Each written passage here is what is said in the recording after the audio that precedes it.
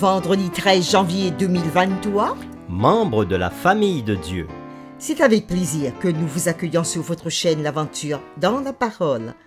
Tout au long de cette semaine, nous avons pu partager des moments de réflexion enrichissantes. Que Dieu nous accorde encore sa grâce et sa paix pour ce jour. Comme à chaque fois, nous vous invitons à marquer votre appréciation en likant, en laissant un commentaire et en partageant le lien de la chaîne avec vos contacts. Le texte à mémoriser que nous vous invitons à dire avec nous se trouve dans Deutéronome chapitre 28, les versets 1 et 2. Si tu obéis à la voix de l'Éternel, ton Dieu, en observant et en mettant en pratique tous ces commandements que je te prescris aujourd'hui, l'Éternel, ton Dieu, te donnera la supériorité sur toutes les nations de la terre. Voici toutes les bénédictions qui se répandront sur toi et qui seront ton partage lorsque tu obéiras à la voix de l'Éternel, ton Dieu. La fidélité de Dieu à son alliance est-elle réellement inébranlable? Comment notre fidélité ou notre infidélité à l'alliance de Dieu en termes de biens matériels affecte-t-elle notre vie spirituelle? Et pourquoi? Les réflexions de cette semaine nous ont aidés à répondre à ces questions. Et nous avons commencé à y répondre avec la réflexion du samedi 7 janvier en disant que, de façon merveilleuse, Dieu a signé des contrats ou encore des alliances avec nous. La plupart de ces alliances sont bilatérales, ce qui signifie que les deux parties, Dieu et les humains, ont un rôle à jouer. Un exemple d'alliance bilatérale est celle-ci. Si tu fais ceci, je ferai cela. Et le dimanche 8 janvier, avec le sujet « L'Alliance du Salut », nous avons vu que la mort de Christ sur le calvaire a rendu le salut possible pour toute personne sur cette terre. Contrairement à la promesse des saisons, le salut n'est pas unilatéral. Il n'est pas donné à tout le monde, peu importe leur acte. La croyance que tout le monde sera sauvé est l'universalisme. Mais contrairement à cette croyance, Jésus enseigna clairement que bien qu'il soit mort pour toute l'humanité, beaucoup de gens vont vers le chemin plus large, celui de la destruction et de la mort. Les hommes ont donc le choix d'accepter ou de refuser le salut. Et le lundi 9 janvier, dans la séquence « Obéir à la voix de l'Éternel », nous avons vu que dans le livre du Deutéronome, au chapitre 28, Dieu fait alliance avec son peuple. C'est aussi une alliance bilatérale. Il promet à son peuple de lui assurer la nourriture, la protection physique, la prospérité, si le peuple met en pratique les conseils qu'il donne. Mais au contraire, si le peuple refuse d'entrer dans ce contrat avec lui, il ne pourra pas avoir tous ses bénéfices et il sera confronté à toutes sortes de malheurs. Puis le mardi 10 janvier, nous avons eu la séquence « Honorer le Seigneur ». Dieu dit que si nous lui donnons la première place, nos greniers seront remplis. Pourtant, cela n'arrivera pas par miracle, c'est-à-dire que nous n'allons pas juste nous réveiller un matin et constater que nos greniers et nos cuves sont soudainement pleins. Au contraire, la Bible est remplie de principes sur la bonne intendance, la planification minutieuse et la responsabilité financière, dont la fidélité à ce que Dieu nous appelle à faire, ce qui est notre responsabilité principale et première. Le mercredi 11 janvier, nous avons parlé du contrat de la dîme. Il existe un lien spirituel étroit entre la pratique de la dîme et notre relation avec Dieu. Les Israélites prospéraient quand ils obéissaient à Dieu et étaient fidèles en dîme. En revanche, ils tombaient dans des moments difficiles quand ils désobéissaient. Ils semblaient suivre un cycle d'obéissance et de prospérité, puis de désobéissance et de problèmes. Le plan de Dieu, en ce qui concerne les dîmes et les offrandes, est clairement défini dans le 3e chapitre de Malachie. Dieu demande à ses agents humains d'être honnêtes à l'égard du contrat qu'il a conclu avec eux. Et le jeudi 12 janvier, dans la séquence « Chercher premièrement », nous avons vu que beaucoup de textes bibliques portent sur le fait important que bien que Dieu soit souverain, bien qu'il soit notre Créateur et notre soutien, et bien que le salut soit un don de grâce immérité de notre part, nous avons encore un rôle à jouer dans le grand conflit ici sur terre. En utilisant le don sacré du libre arbitre, du libre choix, nous devons choisir de suivre l'inspiration du Saint-Esprit et d'obéir à ce que Dieu nous appelle à faire. Bien que Dieu nous offre des bénédictions et la vie, nous pouvons plutôt choisir la malédiction et la mort. Pas étonnant que Dieu dise « Choisis la vie, afin que tu vives, toi et ta postérité. » Et aujourd'hui, dans la séquence du vendredi 13 janvier, nous poursuivons dans des réflexions avancées autour de cette série « Membres de la famille de Dieu ». Et nous parlerons des caractéristiques de l'alliance. L'alliance est centrée sur la foi suivie de l'obéissance. Nous voyons premièrement que la mutualité signifie que les parties ont des devoirs et des droits communs en vertu du contrat. Par conséquent, l'obéissance est notre part de l'alliance. Autre caractéristique de l'alliance est le fait qu'il soit réalisable. Réalisable signifie que les deux parties de l'engagement doivent être en mesure de remplir les conditions. Il serait ridicule d'avoir un contrat avec des règles que l'une des parties est incapable de respecter.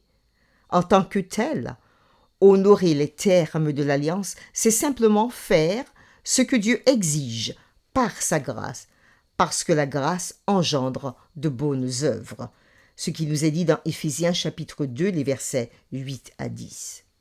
Si Dieu nous commande d'observer le sabbat ou encore de rendre la dîme ou les offrandes, un tel commandement est une clause divine dans le contrat, indiquant que les êtres humains peuvent faire ce qui est nécessaire. Dieu ne demandera jamais, il ne nous demandera jamais rien qui soit impossible, et sa grâce habilitante fait partie de l'alliance. Dans les caractéristiques de l'alliance, il y a aussi la conditionnalité. Oui, la conditionnalité signifie que le contrat n'est valable que s'il y a une conformité pratique. Quiconque croit et est fidèle sera sauvé et sera béni. C'est ce que dit Apocalypse chapitre 2 verset 10 et Malachie chapitre 3 verset 10 à 12. Parce que cela fait partie du contrat. Il y a des bénédictions complémentaires et fondamentales. Le péché peut entraver la réception de certaines bénédictions complémentaires dans ce monde, mais il ne change pas les bénédictions fondamentales du salut si nous restons dans la foi selon le contrat. Autre caractéristique de l'alliance, ce sont les conditions d'annulation. Ces conditions d'annulation font référence au fait que tous les contrats prévoient une résiliation dans certaines situations particulières. C'est aussi le cas de l'alliance de Dieu. Les bénéficiaires de l'alliance qui restent dans le péché peuvent créer des conditions d'annulation en transgression des clauses spécifiques. Voici une citation d'Ellen G. White, contenue dans le livre Témoignages pour l'Église, volume 1, à la page 431. Chaque fois que le peuple de Dieu, à quelque période que ce soit de l'histoire du monde, a joyeusement et volontiers appliqué ce plan de générosité qui est la dîme, dans les dons et les offrandes, il a bénéficié de la promesse selon laquelle ses travaux seraient couronnés par la prospérité dans la mesure même de son obéissance.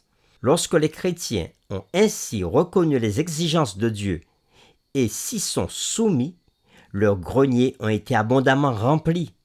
Mais lorsqu'ils ont dérobé Dieu dans les dîmes et les offrandes, ils ont été amenés à constater qu'ils s'étaient aussi frustrés dans la même proportion, car Dieu limitait ses bénédictions dans la mesure où il limitait leurs dons.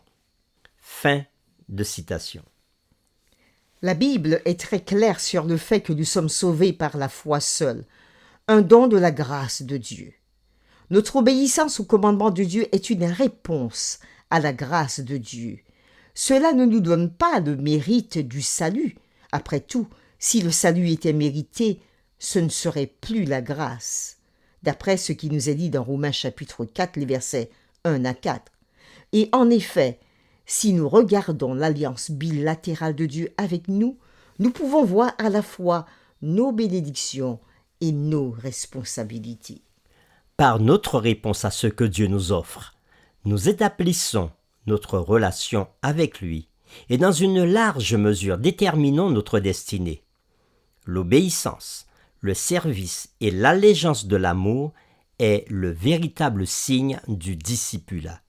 Loin de nous libérer de l'obéissance, la foi seule fait de nous des participants de la grâce de Christ, ce qui nous permet de rendre l'obéissance que Dieu nous demande. Pour terminer, réfléchissons à ces pensées. Premièrement, attardons-nous davantage sur l'idée de l'importance de nos choix et de nos œuvres dans notre relation avec Dieu.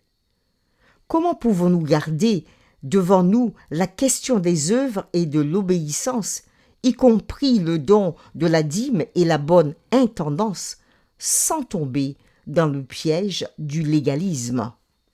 Deuxième question de réflexion. La question à la fin de la réflexion du mardi 10 janvier était celle-ci. Mais comment apprenons-nous à faire confiance à Dieu et à ses promesses pendant les périodes financières difficiles ou même lorsque nous cherchons à être fidèles, les greniers et les cuves ne sont pas pleins? Notre question est la suivante. Au cas où cela arrivait, comment pouvons-nous comprendre cette situation et comment pouvons-nous éviter d'être découragés? La série numéro 2 est terminée. Nous vous convions à poursuivre avec nous avec la série numéro 3. Le contrat de la dîme. Et maintenant, nous vous invitons à prier avec nous. Merci Seigneur pour cette semaine de réflexion. Cette série nous montrait clairement qu'il est bon, lorsque nous faisons alliance avec toi, de respecter les termes et les clauses de ce contrat que nous faisons avec toi. Nous avons vu que toi tu le fais. Et nous avons vu que dans cette promesse de ton alliance, de réparer les dégâts du péché dans ce monde, tu as envoyé Jésus comme tu l'avais promis pour que nous soyons sauvés. Et aujourd'hui, c'est à nous de répondre par notre acceptation du salut dans notre foi en Jésus. Tu respectes aussi le fait de prendre soin de nous. Aide-nous, de notre côté, à te donner, à te remettre nos dîmes et nos offrandes, parce que tu continues à nous bénir jour après jour. Merci pour ces paroles réconfortantes que tu nous as données. Et merci surtout de nous aider à ne pas oublier que te servir en premier a pour nous ou nous apportera une grande bénédiction de ta part, selon ce que tu nous as promis. Nous t'avons prié au nom de Jésus. Amen.